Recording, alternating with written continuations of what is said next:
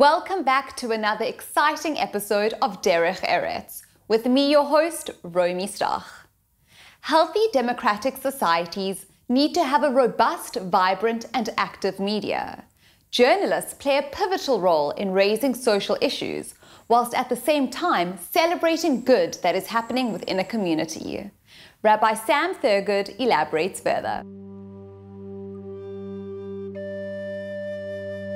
The Jewish view towards journalism is characterized by an attempt to hold on to two values simultaneously, the value of truth and the value of protecting people.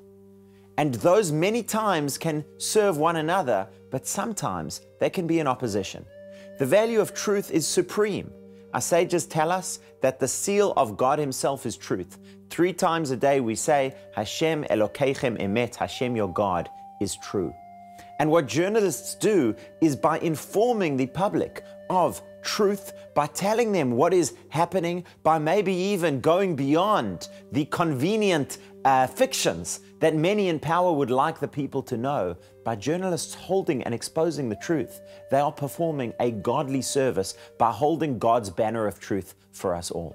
However, there is also the value of protection of individuals, and that is that not everything that is true about every person should be publicized.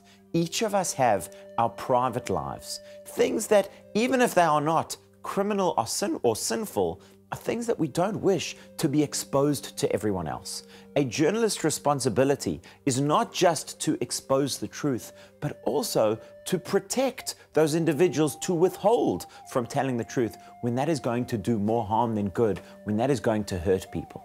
And how to manage those two responsibilities is really informed by the laws of Lashon Hara, the laws of speech, and especially negative speech around other people. And these are things that every journalist should familiarize him or herself with. The general rule when it comes to Lashon Hara, when it comes to speaking about other people, is we have to ask ourselves, number one, is this something that you would want others to say about you? Now, many times, the answer is yes. It's reporting an opinion piece on a wonderful function that happened and somebody did a great job, so then it shouldn't involve too many risks. But sometimes we are reporting on corruption or scandal or various things, and then the answer obviously is no, I wouldn't want somebody to say that about myself. Well, then such an expose, such a piece would have to be justified. And the number one question we have to ask is there clear benefit from publishing this piece? Are you helping or protecting people? If we can show how this is the best way or perhaps the only way to protect people is by writing this piece and by exposing these negative facts, then perhaps it can be justified. But if this is a piece that's simply there for interest, that's simply there for gossip, then there's no way that we can in good faith publish such an article, because every human being is created in the image of God, and simply out of a desire to know the truth or out of a desire to know somebody's details, that does not give us the right to publish things about a person that are unkind, even if they are true, but that are unkind, that are negative, and that put a person down.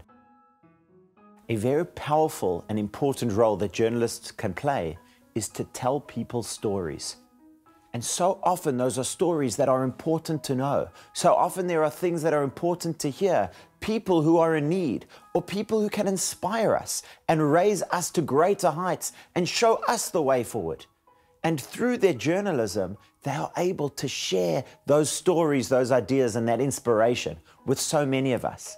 This program itself, I think, is a good example of that. The kind of people that we meet, the kind of stories that we focus on, expose us to a world of which perhaps we were up to this point unaware. We are learning something new, we are growing in some way, and we're doing that through sharing one another's stories. And it's that role of being a public voice, of creating a shared consciousness, is something that journalists can do as a service to all of society, and really as a way to bring us closer to Hashem.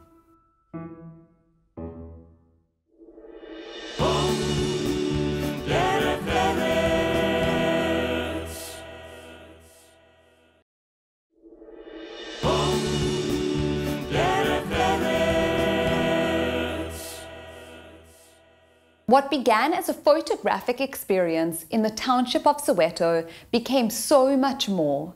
Professional photographic journalist Ilan Ossendryver uses his camera as a tool for sharing personal interactions with the locals of Kliptown Soweto and introducing funding from visitors into what is perhaps one of the poorest areas in Soweto.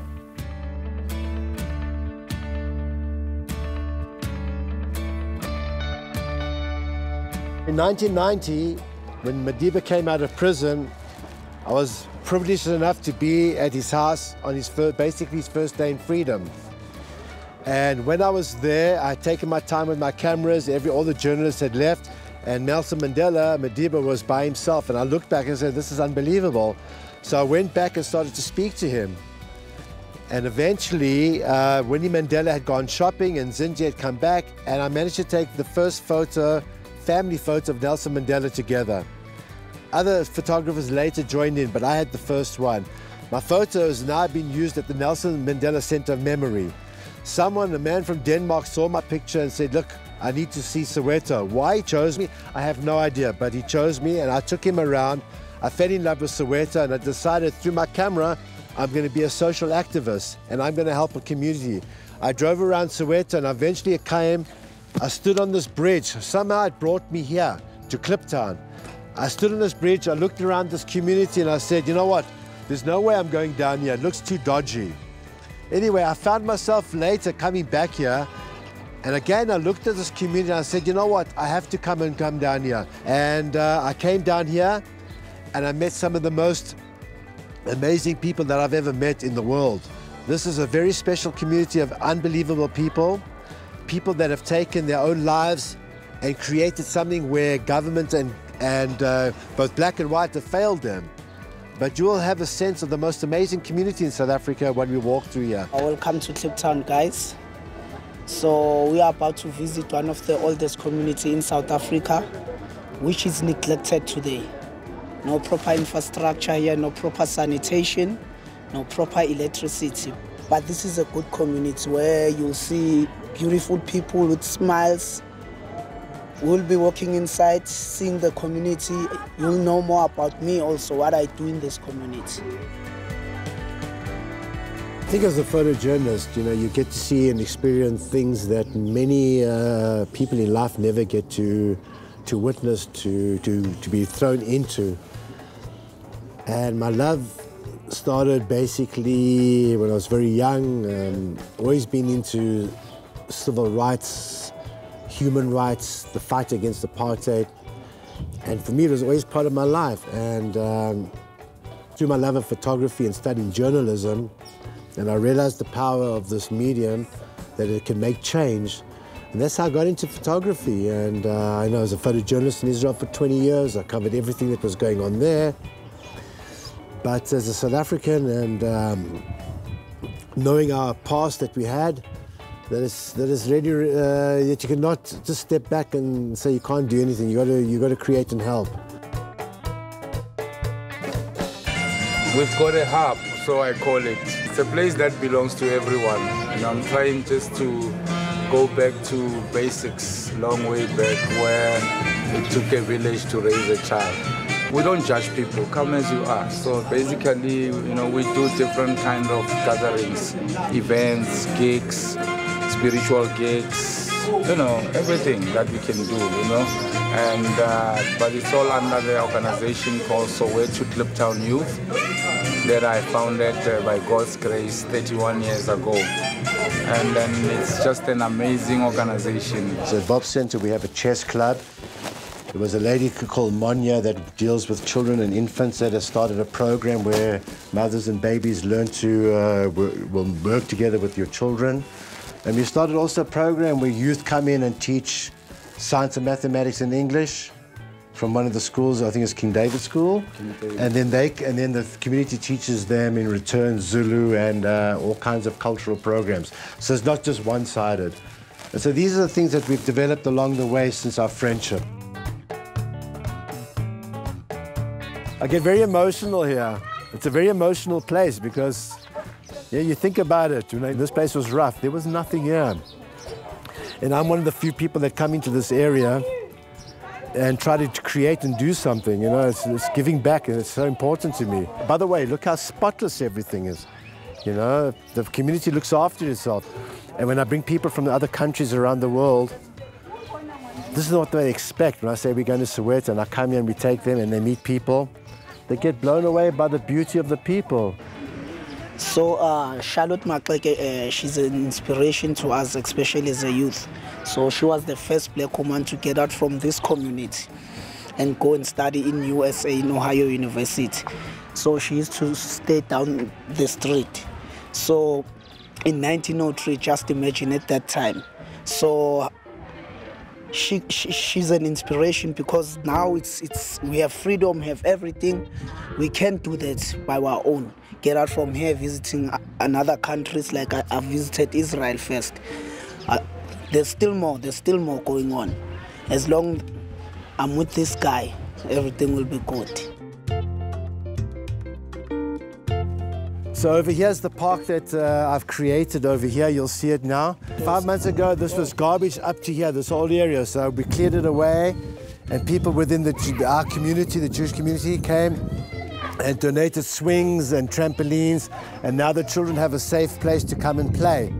So this was, if you came here, you would not believe how it was. And this is quite emotional for us, for Tanda and myself, because he has a safe haven for the children. The bridge that we stood on earlier on was where the children used to play. There was no playground in this place, nothing for the children. And now you can see the children, the parents, and our next stage is that I'm bringing picnic benches here so that the mothers can sit carefully and relax and watch their children safely. These guys have built the park, they've cleared the area, they're building a fence to keep the children safe from the train that comes by here. To keep them safe because they go missing down there, so it's better if they come here and play safe here. Slowly but surely I became involved in the community, I met the community leaders, and I decided this is what I'm going to do, and through the camera I began to bring people from around the world, and that led to helping sponsoring the kindergartens, helping buying cakes for children and elderly that cannot afford birthday presents. And for me, I've never looked back. It's just been this incredible journey of love, of meeting people, of getting hugged. I've never been so hugged in my life. You know, every kid that I've met here, you know, and it's just been, and it's a two-way thing because they've changed my life, I've changed their life. Guys, look at this beautiful kindergarten, this daycare center that I found and that I'm helping with. So people from all over the world, even in the Johannesburg community, have helped raise funds for here. The kitchen, sponsored by a photographer from Washington, D.C. that fell in love with the place, built a 17,000 Rand kitchen. I'm Victoria. I'm a cooker there by Fisher Angel Daycare Center. Yes, I'm the best cooker in the world. Mr. Ilan is helping us with everything. He built us a kitchen with furniture inside, fast food, meat and all the stuff. Books for the kids, everything. We started this school in 2013.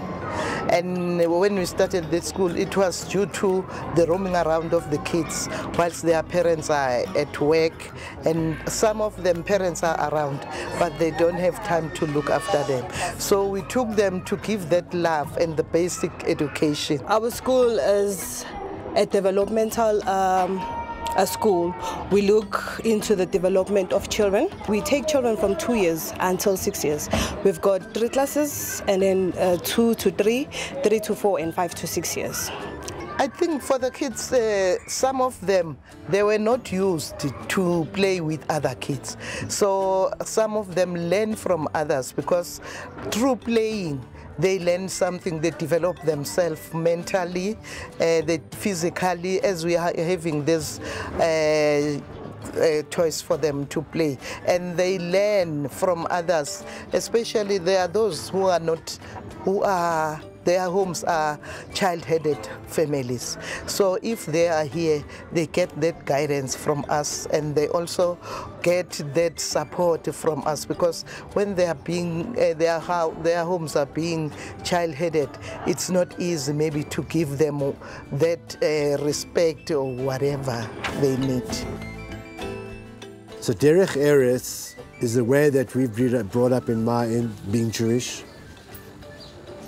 The whole thing of giving, of tzedakah, of helping. What I'm doing, I don't think it's tzedakah. It's just a Derech Eretz. It's a way of being part of a life, of being part of a community. I'm not doing this for charity. I'm doing this for fulfillment for everybody. You know, charity is when you give 10 rand and you go away. This is not. This is part of my life. This is part of my community. And this is what I've learned from Derech Eretz, is to be a part of it. This is my Jewish background, and saying that this is what I want to do. I want to help. I want to give back to society. And by giving back, I'm getting more, because I see the fulfillment. And then I know that children, especially at the kindergarten, that they have a future. You know, every pencil I bring, every book I bring, every glass of water, every apple, orange I bring, means upliftment of the mind. And that to me is Derech Eretz, changing kids to become something in life.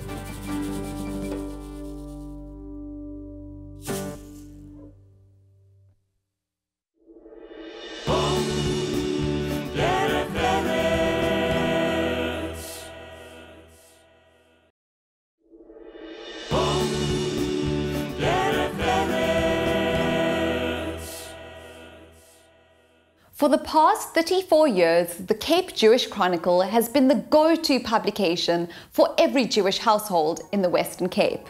Its rich editorial contains news on local organizations, social events, commentary on local and international news, and of course, all the latest celebrations that have taken place in the community.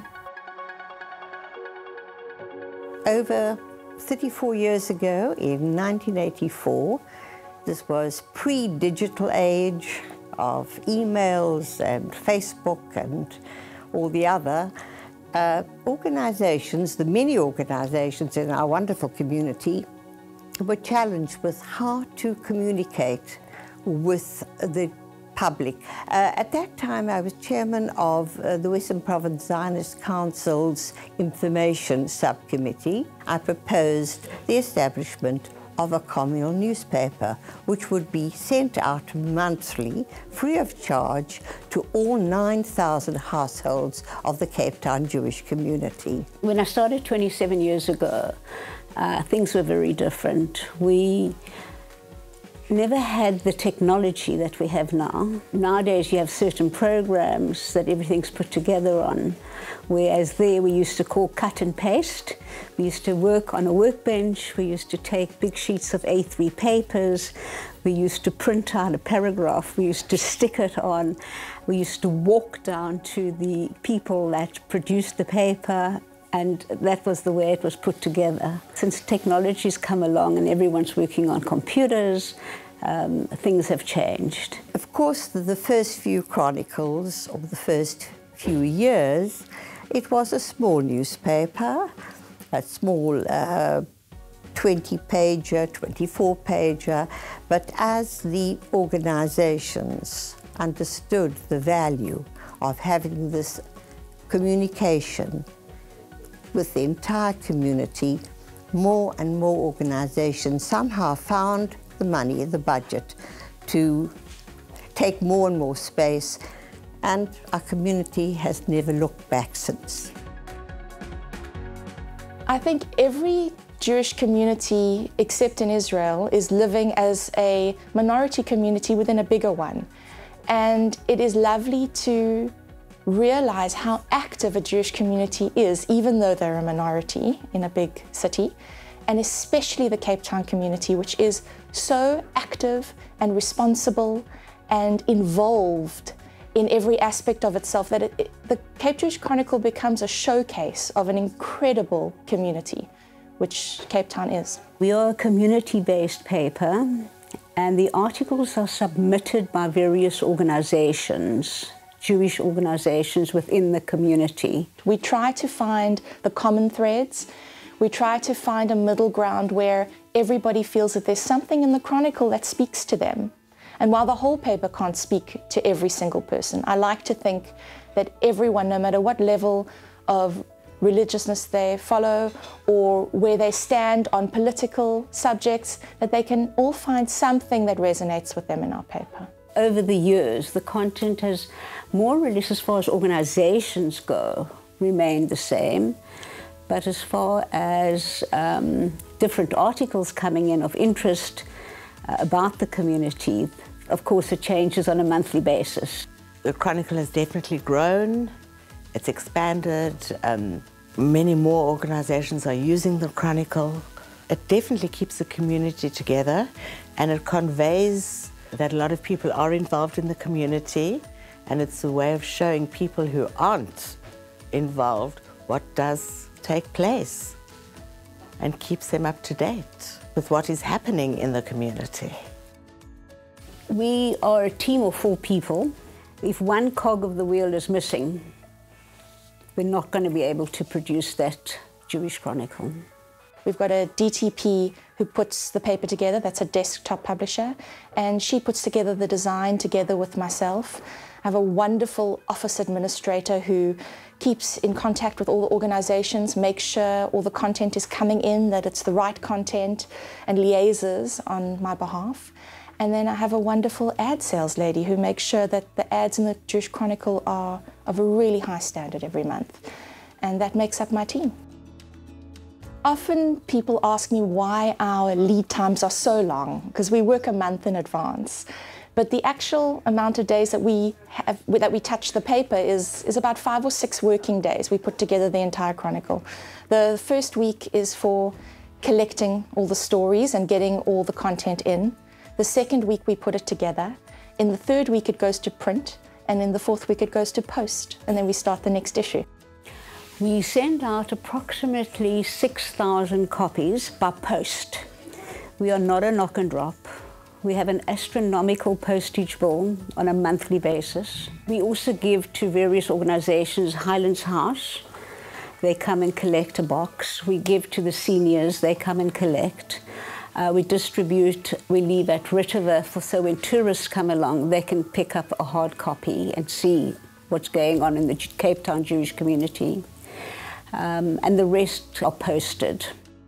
We're living in a modern world, and while a lot of people are concerned about print being a dying medium, I think that the Chronicle is so beautifully produced every month on quality art paper that it is something that comes into people's post boxes and they really look forward to receiving it.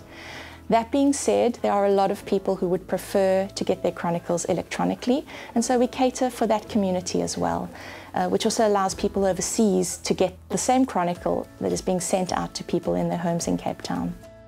When we think about the concept of Derech Eretz and walking a path through this world that is meaningful, and where we can make a mark that is positive and where we can do it in a Jewish way, I see the Chronicle as a roadmap. Because no matter who you are in our Jewish community, there is something in there that can spark some interest and can spark some level of Jewishness in everyone in Cape Town, so that we can all be proud Jews and travel this road together.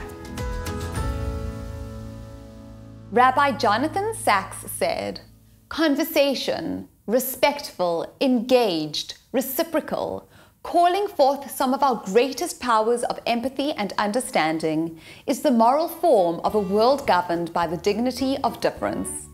Why not share your views on our Facebook page at Derech Eretz Connect? From me, Romy Stach, and the Derech Eretz team, remember, you too can be part of the conversation.